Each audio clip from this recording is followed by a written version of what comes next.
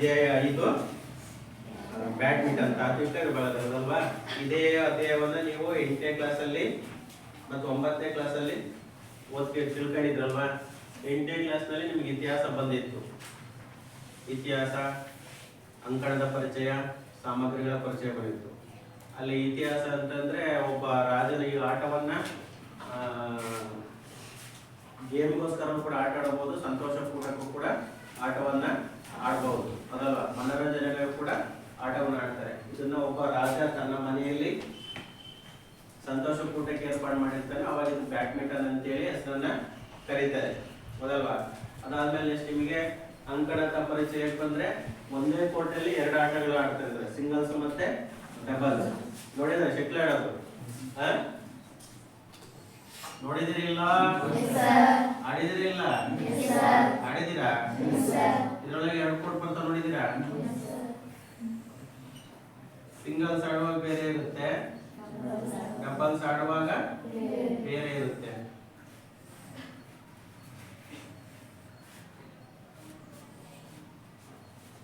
ಈ ತರ ಇರುತ್ತೆ, ಇದು ಕ್ಲೋಸ್ ಆಗಿರುತ್ತೆ.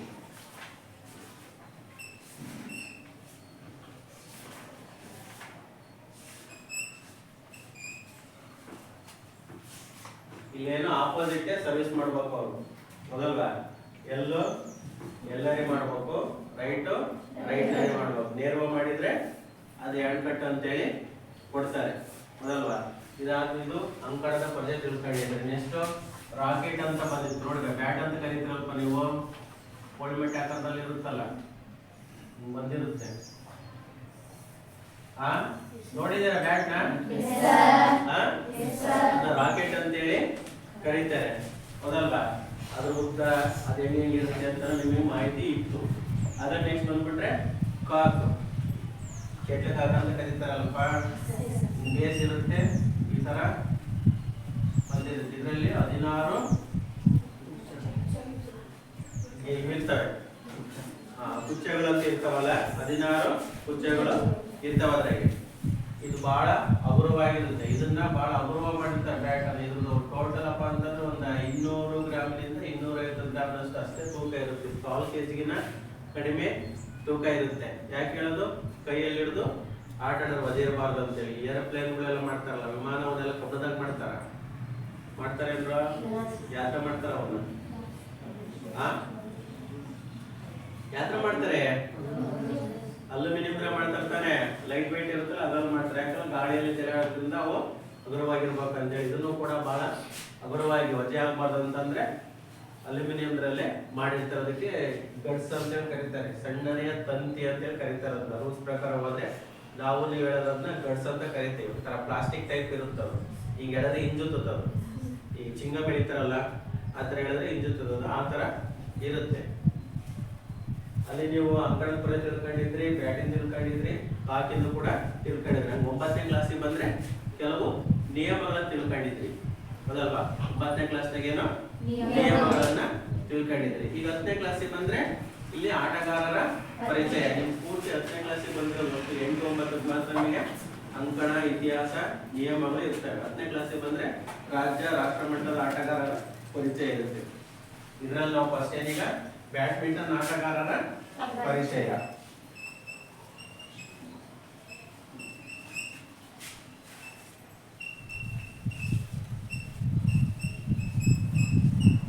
ಒಂದನೇದೇನು ಬ್ಯಾಡ್ಮಿಂಟನ್ ಆಟಗಾರರ ಪರಿಚಯ. ಎರಡನೇದು ವಿವಿಧ ಹಂತಗಳಲ್ಲಿ ನಡೆಯುವ ಬ್ಯಾಡ್ಮಿಂಟನ್ ಪಂದ್ಯಾವಳಿಗಳ ಕುರಿತು ಪರಿಚಯ.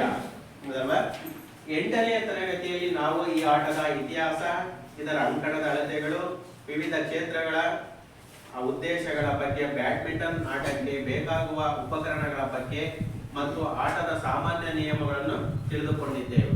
ಸರಿ ಹೇಳಿದ್ದಲ್ಲ ನಾನು, ಇವನ್ನ 8ನೇ ಕ್ಲಾಸ್ ಮತ್ತು 9ನೇ ಕ್ಲಾಸ್ ತಿಳ್ಕೊಂಡಿದ್ವಲ್ವಾ.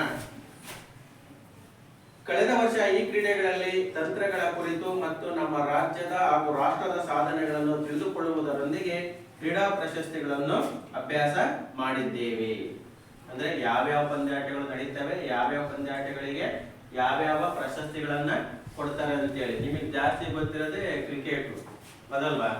T20 ಕ್ರಿಕೆಟ್ ನಡೀತಲ್ಲ, ಮೊನ್ನೆ 2020 ಮ್ಯಾಚ್ ಅಂತ ಹೇಳ್ತಿರಲ್ಲ, ಅದೊಂದು. ಆಮೇಲೆ ವಿಶ್ವಕಪ್ ಅಂತ ಬಂದ್ರಲ್ಲ, ಆ ತರ ಅದು ಇದಕ್ಕೂ ಕೂಡ T20 ಮ್ಯಾಚ್ಗಳು, 2020 ಮ್ಯಾಚ್ಗಳು, ಕೆಲವರ ಇಂಪಾರ್ಟೆಂಟ್ ಹೆಸರುಗಳ ಮೇಲೂ ಕೂಡ ಆಟಗಳನ್ನ ಆಡಿಸ್ತಾ ಇರ್ತಾರೆ, ಹೌದಲ್ವಾ? ಇಲ್ಲಿ ನಿಮ್ಮೂರಲ್ಲಿ ವಾಲಿಬಾಲ್ ಇದೆ, ಯಾರ ಹೆಸರಲ್ಲಿ ಆಡಿಸ್ತಾರೆ ಅದನ್ನ? ನೇತಾಜಿ, ಹೌದಲ್ವಾ? ಆ ತರ ಇದ್ರಲ್ಲೂ ಕೂಡ ಅನೇಕ ಹೆಸರುಗಳಿದ್ದಾವೆ. ಅವರು ಹೆಸರುಗಳು ಕೊಡ್ಕೊಂಡು ಅವರ ಹೆಸರಲ್ಲಿ ಬಹುಮಾನಗಳನ್ನು ಕೊಡೋದನ್ನ ಮಾಡಿರ್ತಾರೆ. ಅವುಗಳ ಬಗ್ಗೆ ನಾವು 9ನೇ ಕ್ಲಾಸಲ್ಲಿ ತಿಳ್ಕೊಂಡಿದ್ದೀವಿ.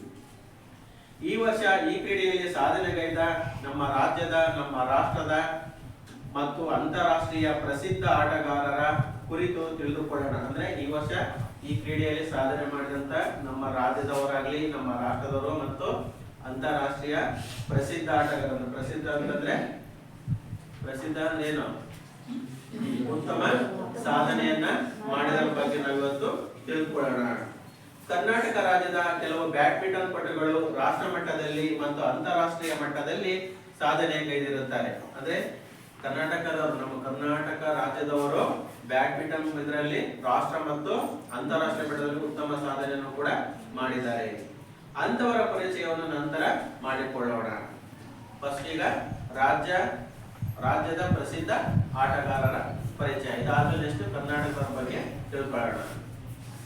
ರಾಜ್ಯದ ಪ್ರಸಿದ್ಧ ಆಟಗಾರರು ಅದರಲ್ಲಿ ಒಂದೇದಾರು ಪ್ರಕಾಶ್ ಪಡುಕೋಣೆ. ಕೇಳಿದ ಹೆಸರು?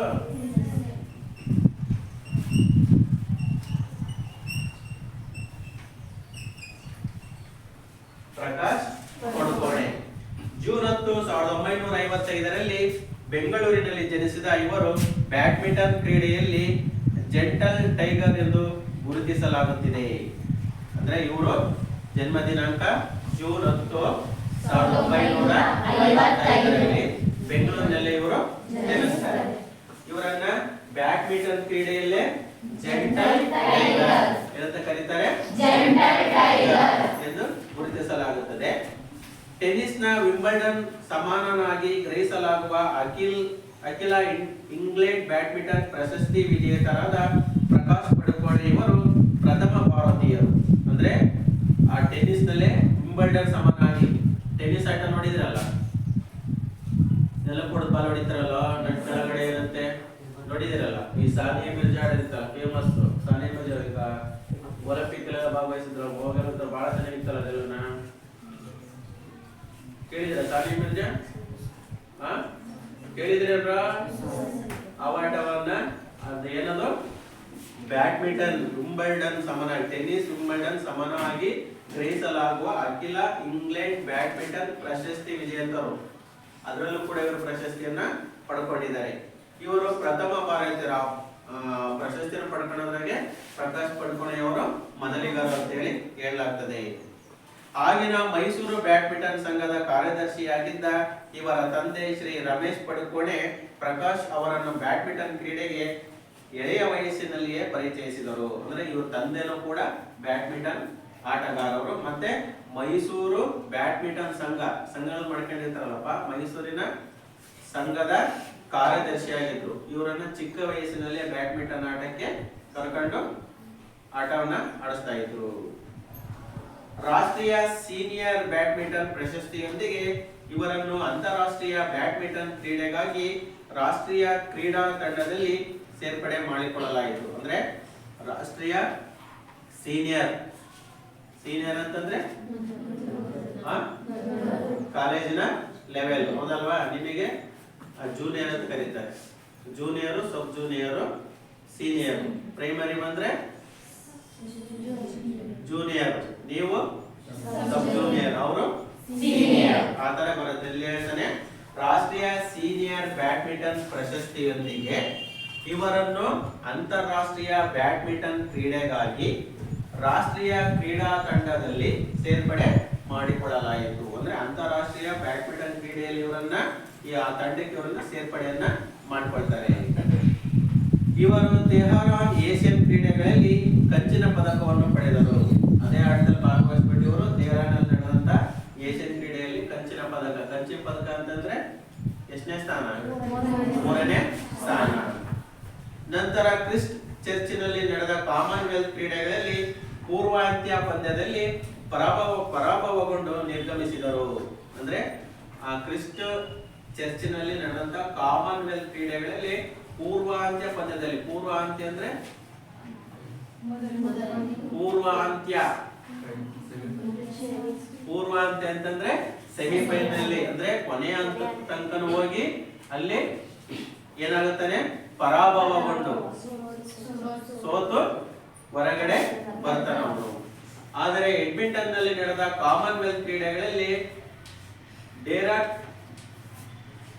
ಟೆಲ್ಬಾಟ್ ಇವರನ್ನು ಪರಾಭವಗೊಳಿಸಿ ಸ್ವರ್ಣ ಪದಕ ಪಡೆದರು. ಅಂದ್ರೆ ಅದೇ ಆಟವನ್ನ ಎಡ್ಮಿಂಟನ್ ನಲ್ಲಿ ನಡೆದಂತಹ ಕಾಮನ್ವೆಲ್ತ್ ಕ್ರೀಡೆಗಳಲ್ಲಿ ಡೇರಾಕ್ ಟೆಲ್ಬಾಟ್ ಇವರನ್ನು ಪರಾಭವಗೊಳಿಸಿ, ಅಂದ್ರೆ ಅವರನ್ನ ಸೋಲಿಸ್ಬಿಟ್ಟು, ಯಾರನ್ನು ಸೋಲಿಸ್ಬಿಟ್ಟು, ಡೇರಾಕ್ ಟೆಲ್ಬಾಟ್ ಇವರನ್ನ ಸೋಲಿಸಿ ಸ್ವರ್ಣ ಪದಕವನ್ನು ಕೂಡ ಪಡಿತಾರೆ. ಸ್ವರ್ಣ ಅಂತಂದ್ರೆ ಬಂಗಾರದ ಪದಕ, ಅದು ಮೊದಲನೆಯ ಸ್ಥಾನ. ನಂತರ ಲಂಡನ್ನಿನ ರಾಯಲ್ಸ್ ಎಲ್ಬರ್ಗ್ ಹಾಲ್ ನಲ್ಲಿ ನಡೆದ ಇಂಗ್ಲಿಷ್ ಮಾಸ್ಟರ್ಸ್ ಚಾಂಪಿಯನ್ಶಿಪ್ ನ ಪ್ರಶಸ್ತಿಯನ್ನು ಕೂಡ ಇವರು ಪಡೆಯುತ್ತಾರೆ. ಮುಂದುವರೆದು ಇವರು ಡ್ಯಾನಿಶ್ ಮುಕ್ತ ಮತ್ತು ಸ್ವೀಡಿಶ್ ಮುಕ್ತ ಚಾಂಪಿಯನ್ಶಿಪ್ ಗಳನ್ನು ಕೂಡ ಗೆದ್ದುಕೊಂಡಿದ್ದಾರೆ. ಅಂದ್ರೆ ಡ್ಯಾನಿಶ್ ಮುಕ್ತ ಮತ್ತು ಸ್ವೀಡಿಶ್ ಮುಕ್ತ ಚಾಂಪಿಯನ್ ಗಳನ್ನು ಕೂಡ ಇವರು ಪಡ್ಕೊಂಡಿರ್ತಾರೆ. ಇವರ ಅಖಿಲ ಇಂಗ್ಲೆಂಡ್ ಚಾಂಪಿಯನ್ಶಿಪ್ ನ ಗೆಲುವು ಇವರಿಗೆ ಜಗತ್ತಿನ ಪ್ರಥಮ ಶ್ರೇಯಾಂಕವನ್ನು ತಂದುಕೊಟ್ಟಿತ್ತು. ಅಂದ್ರೆ ಅಖಿಲ ಇಂಗ್ಲೆಂಡ್ ಚಾಂಪಿಯನ್ಶಿಪ್ ಗೆಲುವಿನಲ್ಲಿ ಇವರಿಗೆ ಜಗತ್ತಿನಲ್ಲಿಯ ಪ್ರಥಮ ಸ್ಥಾನವನ್ನು ಇವರಿಗೆ ತಂದುಕೊಡುತ್ತೆ. ಯಾರಿಗೆ? ಪ್ರಕಾಶ್ ಪಡುಕೋಣೆಗೆ. ಇದರಿಂದ ಇವರು ಸ್ವೀಡಿಶ್ ಮುಕ್ತ ಟೂರ್ನಮೆಂಟ್ ನಲ್ಲಿ ರೂಡಿ ಆಟೋನ್ ಇವರನ್ನು ಪ್ರಾರಂಭಿಕ ಸುತ್ತಿನಲ್ಲಿಯೇ ಪರಾಭವಗೊಳಿಸಿದರು. ಇದು ಇವರಿಗೆ ಅವಿಸ್ಮರಣೀಯ ಘಟನೆಯಾಗಿತ್ತು. ಅಂದ್ರೆ ಒಳ್ಳೆ ಉತ್ತಮ ಆಟಗಾರರನ್ನ ಇವರು ಏನ್ ಮಾಡ್ತಾರೆ, ಮೊದಲನೇ ಸುತ್ತಿನಲ್ಲಿ ಅವರನ್ನ ಸೋಲಿಸ್ಬಿಟ್ಟು ಇವರು ಜಯವನ್ನ ಗಳಿಸ್ತಾರೆ. ಇದು ಅವರಿಗೆ ಮರೆಯಲಾಗದ ಅಂತ ಹೇಳ್ತಾರಲ್ಲ, ಎಂದೂ ಕೂಡ ಮರೆಯಕಾಲಿ ಘಟನೆ ಅಂತ ಹೇಳ್ತಾರೆ, ಅವಿಸ್ಮರಣೀಯ ಅಂತ ಹೇಳ್ತಾರಲ್ಲ, ಅದನ್ನ ಅವ್ರೇನ್ ಮಾಡ್ತಾರೆ, ಅವಿಸ್ಮರಣೀಯ ಘಟನೆ ಅಂತೇಳಿ ನೆನಪು ಮಾಡ್ಕೊಳ್ತಾ ಇರ್ತಾರೆ. ಪ್ರಕಾಶ್ ಪಡುಕೋಣೆ ಇವರಿಗೆ ಅರ್ಜುನ ಪ್ರಶಸ್ತಿಯನ್ನು ಹಾಗೂ ಪ್ರತಿಷ್ಠಿತ ಪದ್ಮಶ್ರೀ ಪ್ರಶಸ್ತಿಯನ್ನು ನೀಡಿ ಭಾರತ ಸರ್ಕಾರವು ಗೌರವಿಸಿತು. ಉತ್ತಮ ಆಟಗಾರ ಅಂತ ಹೇಳಿದ್ರೆ ಅರ್ಜುನ ಪ್ರಶಸ್ತಿಯನ್ನು ಕೂಡ ನೀಡಿದ್ದಾರೆ ಮತ್ತು ಪ್ರತಿಷ್ಠಿತ ಪದ್ಮಶ್ರೀ ಪ್ರಶಸ್ತಿಯನ್ನು ಕೂಡ ನೀಡಿದ್ದಾರೆ. ಪದ್ಮಶ್ರೀ, ಪದ್ಮವಿಭೂಷಣ, ಪದ್ಮಭೂಷಣ ಮೂರು ಪ್ರಶಸ್ತಿಗಳನ್ನು ಕೊಡ್ತಾರೆ. ಗೊತ್ತಾ ನಿಮಗೆ? ಪದ್ಮಶ್ರೀ, ಪದ್ಮಭೂಷಣ, ಪದ್ಮವಿಭೂಷಣ ಅಂದ್ರೆ ಏನಾದರೂ ಉತ್ತಮ ಅಂದ್ರೆ ಸಮಾಜ ಸೇವೆಯಲ್ಲಿ ಎಲ್ಲಾ ರಂಗದಲ್ಲಿ ಇದ್ದು, ಈ ಕ್ರೀಡೆಯಲ್ಲಾಗ್ಬೋದು, ಈ ಸಮಾಜ ಸೇವೆ ಅಂತ ನೋಡಿದ್ದಾರೆ, ಕೆಲವು ಸ್ವಾಮೀಜಿಗಳಿಗೆ ಕೊಟ್ಟಿದ್ದಾರೆ. ಉದಾಹರಣೆಗೆ ಧರ್ಮಸ್ಥಳದ ವೀರೇಂದ್ರ ಹೆಗ್ಗಡೆ ಅವರು ಕೇಳಿದ್ರ, ಅವರು 3 ಪ್ರಶಸ್ತಿಗಳನ್ನು ಪಡ್ಕೊಂಡಿದ್ದಾರೆ. ಪದ್ಮಶ್ರೀ, ಪದ್ಮಭೂಷಣ, ಪದ್ಮವಿಭೂಷಣ 3 ಪ್ರಶಸ್ತಿಗಳನ್ನು ಅವರು ಸತತವಾಗಿ ಪಡ್ಕೊಂಡಿದ್ದಾರೆ. ಯಾಕೆ ಹೇಳು? ಎಲ್ಲಾ ಕ್ಷೇತ್ರದಲ್ಲಿ ಅವರು ಜನಗಳಿಗೆ ಸಮಾಜ ಸೇವೆ ಮಾಡೋದ್ರಲ್ಲಿ ಉತ್ತಮ ಸಾಧನೆಯನ್ನು ಮಾಡಿದ್ದಾರೆ ಅವರು, ಹೌದಲ್ವಾ? ಆ ರೀತಿಯ ಮಾಡಿದರೆ ಮಾತ್ರ ಪದ್ಮಶ್ರೀ, ಪದ್ಮವಿಭೂಷಣ, ಪದ್ಮಭೂಷಣ ಪ್ರಶಸ್ತಿಯನ್ನು ಕೊಡ್ತಾರೆ. ಇವರು ಕೂಡ ಉತ್ತಮ ಕ್ರೀಡಾಪಟು ಅಂತ ಹೇಳಿ ಇವರು ಕೂಡ ಏನ್ ಕೊಟ್ಟಿದ್ದಾರೆ, ಪದ್ಮಶ್ರೀ ಪ್ರಶಸ್ತಿಯನ್ನು ಕೊಟ್ಟಿದ್ದಾರೆ. ಉತ್ತಮ ಆಟಗಾರ ಅಂತ ಹೇಳಿ ಅರ್ಜುನ ಪ್ರಶಸ್ತಿಯನ್ನು ಕೊಟ್ಟಿದ್ದಾರೆ. ಕ್ರೀಡಾಪಟುಗಳಿಗೆ ನೀಡುವಂತದ್ದು ಅರ್ಜುನ ಪ್ರಶಸ್ತಿ, ತರಬೇತುದಾರರಿಗೆ ನೀಡುವಂತದ್ದು ಪ್ರಶಸ್ತಿ. ಇಷ್ಟು ಯಾರು? ಪ್ರಕಾಶ್ ಪಡುಕೋಣೆ ಅವರ ಬಗ್ಗೆ ಇತ್ತು. ಮತ್ತೊಬ್ಬ ರಾಜ್ಯ ಪ್ರಸಿದ್ಧ ಆಟಗಾರರಾದ ಅನೂಪ್ ಶ್ರೀಧರ್. ಮತ್ತಾರು? ಅನೂಪ್ ಶ್ರೀಧರ್. ಬೆಂಗಳೂರಿನವರಾದ ಇವರನ್ನು ಇತ್ತೀಚಿನ ದಿನಗಳಲ್ಲಿ ಭಾರತದ ಅತ್ಯುತ್ತಮ ಆಟಗಾರ ಎಂದು ಪರಿಗಣಿಸಲಾಗುತ್ತಿದೆ. ಅಂದ್ರೆ ಇವರು ಕೂಡ ಬೆಂಗಳೂರಿನವರೇ. ಅತ್ಯುತ್ತಮ ಆಟಗಾರ, ಇತ್ತೀಚಿನ ದಿನಗಳಲ್ಲಿ ಅತ್ಯುತ್ತಮ ಆಟಗಾರ ಅಂತ ಇವರನ್ನು ಕೂಡ ಗುರುತಿಸಲಾಗಿದೆ. ಇವರು ರಾಷ್ಟ್ರೀಯ ಬ್ಯಾಡ್ಮಿಂಟನ್ ಚಾಂಪಿಯನ್ಶಿಪ್ ಅನ್ನು ಇವರು ಸತತವಾಗಿ 3 ಸಲ ಗೆದ್ದುಕೊಂಡಿದ್ದಾರೆ. ಅಂದ್ರೆ ಚಾಂಪಿಯನ್ಶಿಪ್ ಅನ್ನೇ ಕಂಟಿನ್ಯೂಸ್ ಆಗಿ 3 ಬಾರಿ ಗೆದ್ದುಕೊಂಡು ಬಂದಿದ್ದಾರೆ. ಇವರು ಅತ್ಯಂತ ವೇಗವಾಗಿ ಶಟಲ್ ಅಪ್ಪಳಿಸುವವರು ಎಂದು, ಅಂದ್ರೆ ಪವರ್ಫುಲ್ ಸ್ಮ್ಯಾಶರ್. ನೀವು ವಾಲಿಬಾಲ್ ಆಡುವಾಗ ಸ್ಮ್ಯಾಶ್ ಹೊಡೆಯಕ್ಕೆ ಬರ್ತಾರಲ್ಲ, ಹೌದಲ್ಲ, ಗುಡ್ ಸ್ಮ್ಯಾಶರ್ ಅಂತ ಕರೀತಾರೆ, ಹೌದಲ್ವಾ? ಹಂಗೆ ಇವನೇಂತ ಕರೀತಾರೆ, ಶಟಲ್ ಅಪ್ಪಳಿಸುವವರು ಏನಂದ್ರೆ ಪವರ್ಫುಲ್ ಸ್ಮ್ಯಾಶರ್. ಶಾಟ್ ಹೊಡೆಯೋದ್ರಲ್ಲಿ ಇವನು ಉತ್ತಮ ಸಾಧನೆಯನ್ನ ಮಾಡಿದರೆ ಹೆಸರುವಾಸಿ ಆಗಿದ್ದಾರೆ. ಇವರು 2002ರಲ್ಲಿಯೇ ಅಂತಾರಾಷ್ಟ್ರೀಯ ಮಟ್ಟದಲ್ಲಿ ಅರ್ಹತೆ ಪಡೆದು ಭಾಗವಹಿಸಲು ಪ್ರಾರಂಭಿಸಿದರು. ಅಂದ್ರೆ 2002ನೇ ಇಸ್ವಿಯಲ್ಲಿಯೇ ಅಂತಾರಾಷ್ಟ್ರೀಯ ಮಟ್ಟದಲ್ಲಿ ಭಾಗವಹಿಸಲಿಕ್ಕೆ ಅರ್ಹತೆಯನ್ನು ಪಡ್ಕೊಂಡಿದ್ದಾರೆ, ಹೌದಲ್ಲ? ಪ್ರವೇಶ ಅಂತ ಹೇಳ್ತಾರಲ್ಲ, ಅದನ್ನು ಇವರು ಪಡ್ಕೊಂಡಿದ್ರು. 30ನೇಯ ಹಂಗೇರಿಯನ್ ಅಂತಾರಾಷ್ಟ್ರೀಯ ಕೂಟದಲ್ಲಿ ಇವರು ವಿಜಯಿಯಾಗಿದ್ದರು. ಅಂದ್ರೆ 30ನೇಯ ಹಂಗೇರಿಯಲ್ಲಿ ನಡೆದಂತಹ ಚಾಂಪಿಯನ್ಶಿಪ್ ಅಲ್ಲಿ ಕೂಡ ಇವರು ಭಾಗವಹಿಸಿಬಿಟ್ಟು ಏನಾಗಿದ್ದಾರೆ, ವಿಜಯಿ ಆಗಿದ್ದಾರೆ. ಅದು ಅಂತಾರಾಷ್ಟ್ರೀಯ ಕ್ರೀಡಾಕೂಟದಲ್ಲಿ. ಇವರು ಮೆಲ್ಬೋರ್ನ್ ಕಾಮನ್ವೆಲ್ತ್ ಕ್ರೀಡಾಕೂಟದಲ್ಲಿ ಕಂಚಿನ ಪದಕವನ್ನು ಗೆದ್ದುಕೊಂಡಿದ್ದರು. ಮೆಲ್ಬೋರ್ನ್ ನಲ್ಲಿ ಕ್ರೀಡಾಕೂಟದಲ್ಲಿ ನಡೆದಂತಹ ಸಂದರ್ಭದಲ್ಲಿ ಕಂಚಿನ ಪದಕವನ್ನು 3ನೇ ಸ್ಥಾನವನ್ನು ಕೂಡ ಇವರು ಪಡ್ಕೊಂಡಿದ್ರು. ಇವರು ಅಂತಾರಾಷ್ಟ್ರೀಯ ಅಗ್ರ ಶ್ರೇಯಾಂಕಿತನಾದ ಇಂಡೋನೇಷಿಯಾದ ತೌಫಿಕ್ ಹಿದಾಯತ್ ಇವರನ್ನು ಸೋಲಿಸಿದರು. ಅಂದ್ರೆ ಅಂತಾರಾಷ್ಟ್ರೀಯ ಮಟ್ಟದಲ್ಲಿ ಅಗ್ರ ಶ್ರೇಯಾಂಕಿತನಾದ ಅವನು ಕೂಡ ಉತ್ತಮ ಸಾಧನೆಯನ್ನು ಮಾಡಿದಂತಹ ಇಂಡೋನೇಷಿಯಾದ ತೌಫಿಕ್ ಹಿದಾಯತ್, ಅವನು ಉತ್ತಮ ಆಟಗಾರ. ಅವನನ್ನ ಏನ್ ಮಾಡ್ತಾರೆ, ಸೋಲಿಸಿದ್ರು ಇವರು. ಇವರಿಗೆ ಕರ್ನಾಟಕ ರಾಜ್ಯವು ಏಕಲವ್ಯ ಪ್ರಶಸ್ತಿ ನೀಡಿ ಗೌರವಿಸಿತು ಮತ್ತು ಭಾರತ ಸರ್ಕಾರವು ಅರ್ಜುನ ಪ್ರಶಸ್ತಿ ನೀಡಿ ಗೌರವಿಸಿದೆ. ಇವ್ರಿಗೂ ಕೂಡ ಅರ್ಜುನ ಪ್ರಶಸ್ತಿಯನ್ನು ಕೂಡ ನೀಡಿ ಭಾರತ ಸರ್ಕಾರ ಗೌರವವನ್ನು ಸೂಚಿಸಿದೆ. ನೆಕ್ಸ್ಟ್ ಇನ್ನೊಬ್ರು ಯಾರು, ಅರವಿಂದ ಭಟ್. ಬೆಂಗಳೂರಿನ ಪ್ರಕಾಶ್ ಪಡುಕೋಣೆ ಅಕಾಡೆಮಿಯಲ್ಲಿ ಪಳಗಿದ ಅರವಿಂದರು ಈಗ ಜಗತ್ತಿನ 46ನೇಯ ಶ್ರೇಯಾಂಕಿತರು. ಅಂದ್ರೆ ಇವರು ಕೂಡ ಬೇರೆ ಊರರಿದ್ರು ಪರವಾಗಿಲ್ಲ, ಬೆಂಗಳೂರಿನ ಪ್ರಕಾಶ್ ಪಡುಕೋಣೆ. ಪ್ರಕಾಶ್ ಅಂದ್ರೆ ಯಾರು, ಅವ್ರು ಯಾರು? ಮತ್ತೆ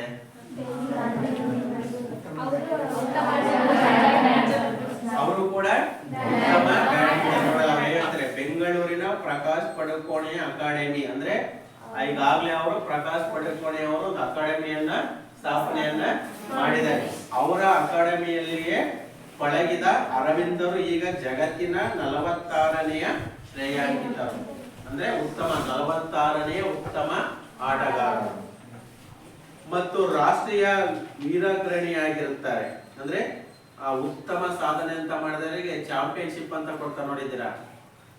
ಈ ಹೋಬಳಿ ಮಟ್ಟದಲ್ಲಿ ಈ ನಮ್ಮ ಶಾಲೆಯವರು ಬಹಳ ಸ್ಪೋರ್ಟ್ಸ್ ಅಲ್ಲಿ ಭಾಗವಹಿಸಿರ್ತಕ್ಕಂಥ ಅಥ್ಲೆಟಿಕ್ಸ್ ಅಲ್ಲಿ ಒಂದು 8-10 ಗುಂಪುಗಳೆಲ್ಲ 4-5 ಭಾಗವಹಿಸಿ ಗೆದ್ರೆ ಸಮಗ್ರ ಪ್ರಶಸ್ತಿ ಅಂತ ಕೊಡ್ತಾರೆ. ಕೇಳಿದಿರ ಅದನ್ನ? ನಿಮ್ ತಾಲೂಕಲ್ಲಿ ಕೊಡಲ್ಲ, ಅದನ್ನ ಮರಿಯಾರ ತಾಲೂಕಲ್ಲಿ ಕೊಡಲ್ಲ, ಎಲ್ಲ ಕಡೆನೂ ಕೊಡ್ತಾರೆ ಅದನ್ನ. ಅಂದ್ರೆ ಈಗ ಎಷ್ಟು ನಾವು ಹೋಬಳಿ ಲೆವೆಲ್ ತಾಲೂಕ್ ಲೆವೆಲ್ ಭಾಗವಹಿಸಿದಾಗ ಈ ವರ್ಷ ನಮ್ಮ ಶಾಲೆಯಿಂದ ನಾವು ಅಥ್ಲೆಟಿಕ್ಸ್ ಅಲ್ಲಿ ಒಂದು 8ರಲ್ಲಿ ಫಸ್ಟ್ ಪಡ್ಕೊಂಡಿದೀವಿ ಅನ್ಕೋಣ, ಇರೋದು 14 ಒಂದು 8 ಪಡ್ಕೊಂಡಿದೀವಿ ಅನ್ಕೋಣ. ಗುಂಪು ಆಟಗಳಲ್ಲಿ ಒಂದು 4ರಲ್ಲಿ ಫಸ್ಟ್ ಬಂದಿದೀವಿ ಅಂತಂದ್ರೆ ನಮ್ಮ ಶಾಲೆ ಚಾಂಪಿಯನ್ ಅಂತ, ಅವರಿಗೆ ಸಪರೇಟ್ ಶಾಲೆಗೆ ಅಂತ ಒಂದು ಟ್ರೋಫಿ ಕೊಡ್ತಾರೆ, ಅದಲ್ವಾ? ನೆಕ್ಸ್ಟ್ ಮುಂದ್ ವರ್ಷ ಅದನ್ನ ನಾವೇ ಉಳಿಸ್ಕೊಂಡ್ರೆ ಆ ಟ್ರೋಫಿ ನಮಗಿರುತ್ತೆ. ಅಥವಾ ನಾವು ಕಳ್ಕೊಂಡ್ವಪ್ಪ ಅಂತಂದ್ರೆ ಯಾರು ಪಡ್ಕೊಂತಾರ ಅದು ಅವ್ರ ಶಾಲೆಗೆ ಹೋಗುತ್ತೆ. ಅದನ್ನೇ ಪ್ರತಿ ವರ್ಷನೂ ಕೊಂಡ್ಕೊಂಬರಲ್ಲ. ಒಂದು ದೊಡ್ಡ ತಂದಿರ್ತಾರೆ, ಪ್ರತಿ ವರ್ಷನೂ ಚಾಂಪಿಯನ್ ಅಂತ ಮಾಡ್ಕೊಂಡು ಹೋಗ್ತಾರೆ. ಇಲ್ಲ ಒಂದೇ ಆಟದಲ್ಲಿ ಉತ್ತಮ ಸಾಧನೆ ಮಾಡುವಂತಹ 2 ಅಥವಾ 3ರಲ್ಲಿ ಭಾಗವಹಿಸಿ 3ರಲ್ಲೂ ಕೂಡ ಪ್ರಥಮ ಅಂತ ಪಡ್ಕೊಂಡ್ರೆ ವೀರಗ್ರಹಣಿ ಅಥವಾ ಕೊಡ್ತಾರೆ, ಪ್ರಶಸ್ತಿಯನ್ನು ಹೇಳಿ ಕೊಡ್ತಾರೆ. ಇವರು ಕೂಡ ವೀರಗ್ರಹಣಿಯಾಗಿರುತ್ತಾರೆ. ಇವರು ಸ್ಕಾಟಿಷ್ ಮುಕ್ತ ಬ್ಯಾಡ್ಮಿಂಟನ್ ಟೂರ್ನಿಯಲ್ಲಿ ತೃತೀಯ ಸೀಡ್ ಆದ ಜರ್ಮನಿಯ ಮಾರ್ಕ್ ರಿಜ್ಬಲ್ಬ್ರರ್ ಇವರನ್ನು 15-8, 15-7ರಿಂದ ಮಣಿಸಿ ಚಾಂಪಿಯನ್ ಆದರು. ಇವರು ಕೂಡ ಆಟವನ್ನು ಆಡುವಾಗ 15-8 ಮತ್ತೆ 15-7 ಇದನ್ನ 15 ಅಂಕಗಳಿಗೆ ಆಟವನ್ನ ಆಡುವಂತದ್ದು, ಹೌದಲ್ವಾ? ಅಲ್ಲಿ ಫಸ್ಟ್ನೇ ಸೆಟ್ ಅಲ್ಲಿ 15 ಇವರವಾಗಿರ್ತವೆ, 8 ಯಾರು ಇನ್ನೊಬ್ರು ಯಾರು ಮಾರ್ಕ್ ರಿಜ್ಬಲ್ಬ್ರರ್ ಇವ್ರದ್ದು 7 ಅಂಕ, ಎರಡನೇದು 8 ಅಂಕ, 15 ಮತ್ತೆ 2ನೇ ಸರಿ ಆಡಿದಾಗ 7 ಅಂಕ ಪಡೆದು ಅವರನ್ನ ಸೋಲಿಸಿ ಇವರು ಪ್ರಥಮ ಸ್ಥಾನವನ್ನು ಕೂಡ ಪಡೆದಿರ್ತಾರೆ.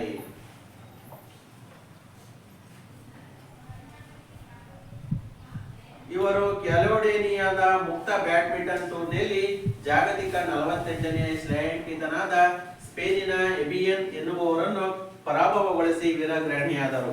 ಮುಂದುವರೆದು ಇವರು ಜೇಕ್ ಅಂತಾರಾಷ್ಟ್ರೀಯ ಮುಕ್ತ ಟೂರ್ನಿಯನ್ನು ಗೆದ್ದುಕೊಂಡರು. ಅರವಿಂದ ಭಟ್ರವರು ಡಮಸ್ಕಸ್ನ ಸೀರಿಯಸ್ ಸೆಟಲೈಟ್ ಸರಣಿ ಪಂದ್ಯ ಮತ್ತು ಅಮ್ಮನ್ನಲ್ಲಿ ನಡೆದ ಜೋರ್ಡಾನ್ ಮುಕ್ತ ಪಂದ್ಯವನ್ನು ಗೆದ್ದುಕೊಂಡರು. ಟಾಟಾ ಮುಕ್ತ ಸೀನಿಯರ್ ರ್ಯಾಂಕಿಂಗ್ ಪಂದ್ಯದಲ್ಲಿ ಇದೇ ತರಹಿ ಹೊರಹೊಮ್ಮಿದ್ದರು.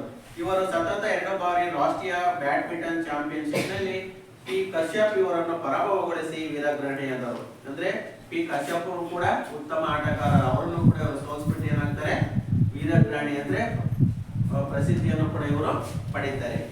ಇನ್ನು ನೆಕ್ಸ್ಟ್ ಬರುವಂತದ್ದು ರಾಷ್ಟ್ರದ ಪ್ರಸಿದ್ಧ ಆಟಗಾರ. ಶ್ರೀಲಂಕಾ ನೋಡಿ ಯಾರ್ಯಾರನ್ನ ಪ್ರಕಾಶ್ ಪಡುಕೋಣೆ, ಅಮರ್ ಶ್ರೀಧರ್, ಅರವಿಂದ್ ಪಾಟೀಲ್ ರಾಜ್ಯದ ಕರ್ನಾಟಕ ರಾಜ್ಯದ ಪ್ರಸಿದ್ಧ ಆಟಗಾರ. ಇನ್ನು ನೋಡುವಂತದ್ದು ರಾಷ್ಟ್ರದ ಪ್ರಸಿದ್ಧ ಆಟಗಾರ ಪುಲ್ಲೇಲ ಗೋಪಿಚಂದ್. ಅದ್ರಲ್ಲಿ ಒಂದಾರು ಯಾರು?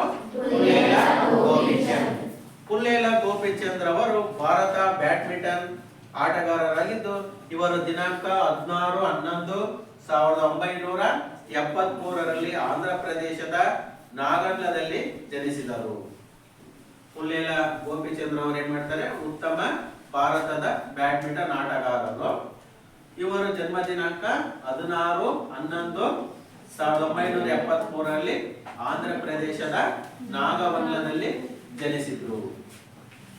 ಇವರು ಅಖಿಲ ಇಂಗ್ಲೆಂಡ್ ಚಾಂಪಿಯನ್ಶಿಪ್ ಅನ್ನು ಗೆದ್ದ ದ್ವಿತೀಯ ಭಾರತೀಯರಾಗಿರ್ತಾರೆ. ಅಂದ್ರೆ ಅಖಿಲ ಭಾರತ ಇಂಗ್ಲೆಂಡ್ ಕಪ್ ಅಂತ ನೀವು ಕೇಳಿದ್ರೆ 9ನೇ ಕ್ಲಾಸ್ ಕಪ್ಗಳ ಬಗ್ಗೆ ಹೇಳಿದ್ವಲ್ಲ, ಅಲ್ಲಿ ಬರುತ್ತಿದ್ದು ಅಖಿಲ ಇಂಗ್ಲೆಂಡ್ ಚಾಂಪಿಯನ್ಶಿಪ್ ನಲ್ಲಿ ಗೆದ್ದು ದ್ವಿತೀಯ ಭಾರತೀಯರು ಕೂಡ ಆಗಿದ್ದಾರೆ. ಇವರು 3 ಬಾರಿ ಅಂತಾರಾಷ್ಟ್ರೀಯ ಥಾಮಸ್ ಕಪ್ ಟೂರ್ನಮೆಂಟ್ ನಲ್ಲಿ ಭಾರತವನ್ನು ಪ್ರತಿನಿಧಿಸಿದರು. ಅಂದ್ರೆ ಥಾಮಸ್ ಕಪ್ ಅಂತ ನಡೆಯುತ್ತೆ, ಅದರಲ್ಲಿ ಇವರು 3 ಬಾರಿ ಅದರ ಭಾರತದ ಪರವಾಗಿ ಪ್ರತಿನಿಧಿ ಅಂದ್ರೆ ಭಾಗವಹಿಸಿದ್ದನ್ನ ಮಾಡಿದ್ದಾರೆ. 1997 ನಡೆದ ಭಾರತೀಯ ಗ್ರಾಂಡ್ ಪ್ರಿ ಪಂದ್ಯಾಟಗಳಲ್ಲಿ ಇವರ ಅನೇಕ ಶ್ರೇಯಾಂಕಿತ ಕ್ರೀಡಾಪಟುಗಳನ್ನು ಸೋಲಿಸಿ ಅಂತಾರಾಷ್ಟ್ರೀಯ ಮಟ್ಟದಲ್ಲಿ ಬೆಳಕಿಗೆ ಬಂದರು. ಫ್ರಾನ್ಸ್ ನಲ್ಲಿ ನಡೆದ ಟೌಲೌಸ್ ಮುಕ್ತ ಚಾಂಪಿಯನ್ಶಿಪ್ ಅನ್ನು ಮತ್ತು ಸ್ಕಾಟ್ಲೆಂಡ್ ನ ಸ್ಕಾಟಿಷ್ ಮುಕ್ತ ಚಾಂಪಿಯನ್ಶಿಪ್ ಅನ್ನು ಗೆದ್ದುಕೊಂಡರು. 2001 ಗೋಪಿಚಂದ್ ಅವರ ಜೀವಮಾನದ ಸ್ವರ್ಣ ವರ್ಷವಾಯಿತು. ಅಂದ್ರೆ 2001 ತುಂಬಾ ಕಡೆ ಭಾಗವಹಿಸ್ಬಿಟ್ಟು ಅವ್ರು ಏನ್ ಮಾಡ್ತಾರೆ? ಎಲ್ಲರೂ ಕೂಡ ಬಹುಮಾನ ಸ್ವರ್ಣಮಯ ಅಂತಂದ್ರೆ ಎಲ್ಲದರಲ್ಲೂ ಪ್ರಥಮ ಸ್ಥಾನವನ್ನು ಪಡೆದು ಅವರ ಜೀವಮಾನದ ಸ್ವರ್ಣಮಯ ವರ್ಷವಾಯಿತು. ಆ ವರ್ಷ ಯಾವ ವರ್ಷ? 2001 ಇಸ್ವಿ. ಈ ಸಂದರ್ಭದಲ್ಲಿ ಇವರು ಲಂಡನ್ ನಲ್ಲಿ ನಡೆದ ಅಖಿಲ ಇಂಗ್ಲೆಂಡ್ ಬ್ಯಾಡ್ಮಿಂಟನ್ ಪ್ರಶಸ್ತಿಯನ್ನು ಕೂಡ ಇವರು ಗೆದ್ದುಕೊಳ್ತಾರೆ.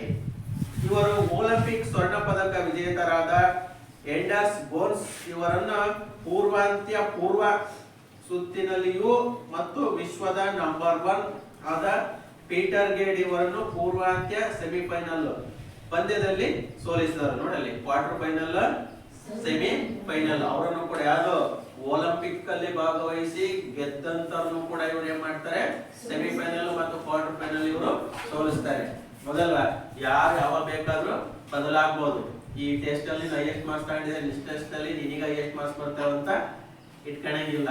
ಬೇರೆ ಯಾರು ಬೇಕಾದ್ರೂ ಸಾಧನೆಯನ್ನ ಮಾಡಬಹುದು. ಹಂಗೆ ಒಲಿಂಪಿಕ್ ಅಲ್ಲೇ ಸಾಧನೆ ಮಾಡಿದಂತನ್ನ ಇವನು ಸೋಲಿಸ್ಬಿಟ್ಟು ಬಂಗಾರದ ಪದಕ ಅಲ್ಲಿ ಸೆಮಿಫೈನಲ್ ಮತ್ತು ಕ್ವಾರ್ಟರ್ ಫೈನಲ್ ಇವನು ಅವರನ್ನೇ ಸೋಲಿಸ್ತಾನೆ. ಕೊನೆಗೆ ಅಂತಿಮ ಸುತ್ತಿನಲ್ಲಿ ಚೈನಾದ ಚೆರ್ನಾಂಗ್ ಎನ್ನುವವರನ್ನು 15-12 ಅಂಕಗಳಿಂದ ಸೋಲಿಸಿ ಈ ಪ್ರಶಸ್ತಿಯನ್ನು ಗೆದ್ದುಕೊಂಡರು. ಆ ವರ್ಷ ಅವರಿಬ್ಬರನ್ನು ಸೋಲಿಸಿಬಿಟ್ಟು ಚೈನಾದ ಚೆನಾಂಗ್ ಎನ್ನುವರನ್ನು ಕೂಡ ಸೋಲಿಸಿಬಿಟ್ಟು ಅಲ್ಲಿ ಕೂಡ ಬಹುಮಾನವನ್ನ ಪ್ರಶಸ್ತಿಯನ್ನ ಗೆದ್ದುಕೊಳ್ತಾನೆ.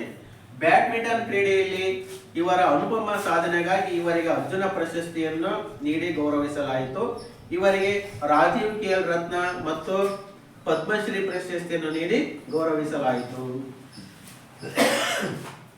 ಇವರಿಗೂ ಕೂಡ ಪದ್ಮಶ್ರೀ ಪ್ರಶಸ್ತಿಯನ್ನ ನೀಡಲಾಗಿದೆ. ಅದೇ ರೀತಿ ಅರ್ಜುನ ಪ್ರಶಸ್ತಿ, ಅದರ ಜೊತೆಗೆ ರಾಜೀವ್ ಖೇಲ್ ರತ್ನ ಪ್ರಶಸ್ತಿಯನ್ನು ಪಡ್ಕೊಂಡಿದ್ದಾರೆ. ಯಾರು?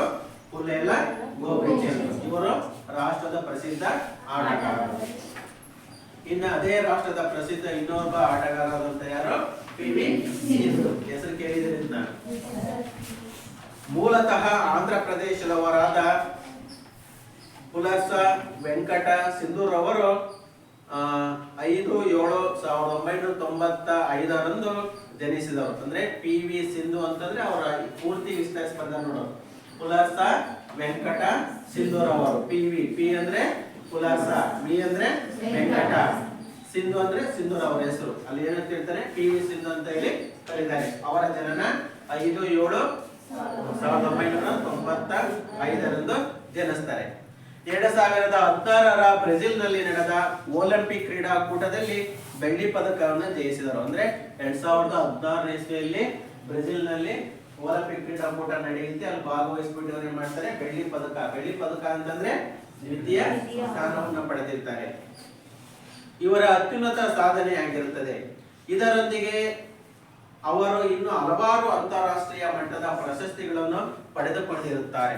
2013ರಲ್ಲಿ ಅರ್ಜುನ ಪ್ರಶಸ್ತಿ, ಅಂದ್ರೆ 2013ನೇ ಇಸ್ವಿಯಲ್ಲಿ ಉತ್ತಮ ಕ್ರೀಡಾಪಟುವಾಗಿ ಅರ್ಜುನ ಪ್ರಶಸ್ತಿಯನ್ನ ಪಡೆದಿರ್ತಾರೆ. 2015ರಲ್ಲಿ ಪದ್ಮಶ್ರೀ ಪ್ರಶಸ್ತಿ ಹಾಗೂ 2016ರಲ್ಲಿ ರಾಜೀವ್ ಖೇಲ್ ರತ್ನ ಪ್ರಶಸ್ತಿ ಕೂಡ ಲಭಿಸಿದೆ. Indonesia international, Macau open, Malaysia masters, China open ಪಂದ್ಯಾಟಗಳಲ್ಲಿ ಇವರ ಜಯಶಾಲಿಯಾಗಿರುತ್ತಾರೆ. ಕಾಮನ್ವೆಲ್ತ್ ಕ್ರೀಡಾಕೂಟದಲ್ಲಿ ಒಮ್ಮೆ ಕಂಚು ಹಾಗೂ ಒಮ್ಮೆ ಬಂಗಾರದ ಪದಕವನ್ನು ಕೂಡ ಪಡೆದಿರ್ತಾರೆ. ಇವರು ಕೂಡ ಏನ್ ಮಾಡ್ತಾರೆ, ಮಲೇಷಿಯಾ ಮಾಸ್ಟರ್ಸ್, ಚೈನಾ ಓಪನ್ ಪಂದ್ಯಾಟಗಳಲ್ಲಿ ಅನೇಕ ಕಡೆ ನಡೆದಂತಹ ಎಲ್ಲಾ ಚಾಂಪಿಯನ್ಸ್ ಇದ್ರು ಕೂಡ ಭಾಗವಹಿಸ್ಬಿಟ್ಟು ಅನೇಕ ಪ್ರಶಸ್ತಿಗಳನ್ನು ಕೂಡ ಇವರು ಪಡ್ಕೊಂಡಿದ್ದಾರೆ. ಕೆಲವೊಂದ್ಸರಿ ಕಾಮನ್ವೆಲ್ತ್ ಕ್ರೀಡಾಕೂಟದಲ್ಲಿ ಒಂದ್ಸರಿ ಕಂಚು ಅಂದ್ರೆ 3ನೇ ಸ್ಥಾನ, ಒಮ್ಮೆ ಬಂಗಾರದ ಪದಕ ಅಂತಂದ್ರೆ 1ನೇ ಸ್ಥಾನವನ್ನು ಕೂಡ ಇವರು ಪಡ್ಕೊಂಡಿರ್ತಾರೆ. ಯಾರು? PV ಸಿಂಧು.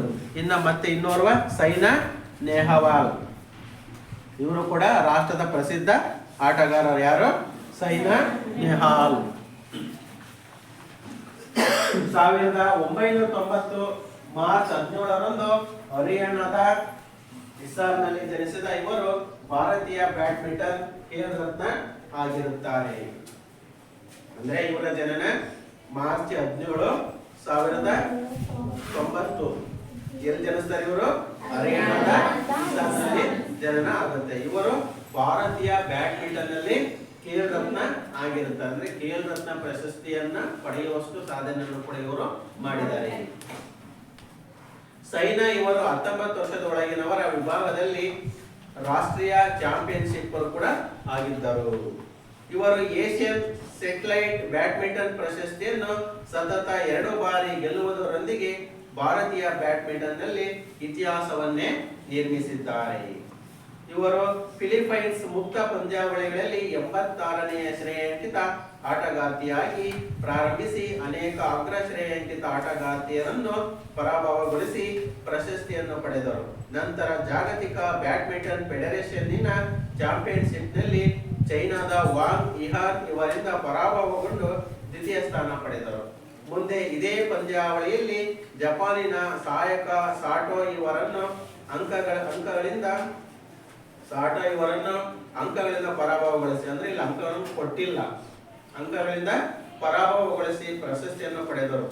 ಇವರನ್ನು ಅತ್ಯಂತ ಆಶಾದಾಯಕ ಕ್ರೀಡಾಗಾರ್ತಿ ಎಂದು ಗುರುತಿಸಲಾಯಿತು. ಸೈನಾ ಇವರನ್ನು ಪ್ರಕಾಶ್ ಪಡುಕೋಣೆ ಮತ್ತು ಪುಲ್ಲೇಲ ಗೋಪಿಚಂದ್ ಸರಿ ಸಮಾನರನ್ನಾಗಿ ಗುರುತಿಸಲಾಗುತ್ತಿದೆ. ಇವರನ್ನು ಕೂಡ ಪ್ರಕಾಶ್ ಪಡುಕೋಣೆ ಮತ್ಯಾರು ಪುಲ್ಲೇಲ ಗೋಪಿಚಂದ್ ಇವರ ಸರಿ ಸಮಾನವಾಗಿ ಇವರನ್ನ ಗುರುತಿಸಲಾಗುತ್ತದೆ. ಇವರು ಜೂನ್ ಜಾಗತಿಕ ಬ್ಯಾಡ್ಮಿಂಟನ್ ಫೆಡರೇಷನ್ನಿನ ಸೂಪರ್ ಸೀರೀಸ್ ಪ್ರಶಸ್ತಿಯನ್ನು ಗೆದ್ದ ಪ್ರಥಮ ಭಾರತೀಯ ಮಹಿಳೆಯರು ಕೂಡ ಆಗ್ತಾರೆ. ಇವರಿಗೆ ಅರ್ಜುನ ಪ್ರಶಸ್ತಿಯನ್ನು 2009ರಲ್ಲಿ ನೀಡಿ ಗೌರವಿಸಲಾಯಿತು ಹಾಗೂ 2010ರಲ್ಲಿ ಪದ್ಮಶ್ರೀ ಪ್ರಶಸ್ತಿಯನ್ನು ನೀಡಿ ಗೌರವಿಸಲಾಯಿತು. ಕ್ರೀಡಾ ಕ್ಷೇತ್ರದಲ್ಲಿ ಅತ್ಯುನ್ನತ ಪ್ರಶಸ್ತಿಯಾದ ರಾಜೀವ್ ಗಾಂಧಿ ಖೇಲ್ ರತ್ನ ಪ್ರಶಸ್ತಿಯನ್ನ 2010ನೇ ಇಸ್ವಿಯಲ್ಲಿ ನೀಡಿ ಇವರಿಗೆ ಗೌರವವನ್ನ ನೀಡಲಾಯಿತು. ದೆಹಲಿಯಲ್ಲಿ ನಡೆದ ಕಾಮನ್ವೆಲ್ತ್ ಕ್ರೀಡೆಗಳ ಸ್ವರ್ಣ ಪದಕ ಗೆಲ್ಲುವುದರೊಂದಿಗೆ ಭಾರತದ ಬ್ಯಾಡ್ಮಿಂಟನ್ ನಲ್ಲಿ ಇತಿಹಾಸವನ್ನು ಇವರು ನಿರ್ಮಾಣ ಮಾಡ್ತಾರೆ. ಅಂದ್ರೆ ಕಾಮನ್ವೆಲ್ತ್ ಕ್ರೀಡೆಗಳಲ್ಲಿ ಸ್ವರ್ಣ ಪದಕ ಪ್ರಥಮ ಸ್ಥಾನವನ್ನು ಕೂಡ ಪಡೆದುಬಿಟ್ಟು ಇವರು ಬ್ಯಾಡ್ಮಿಂಟನ್ ನಲ್ಲಿ ಭಾರತದಲ್ಲಿ ಒಂದು ಇತಿಹಾಸವನ್ನ ನಿರ್ಮಾಣ ಮಾಡ್ತಾರೆ. ಯಾರು ಮಾಡ್ತಾರೆ?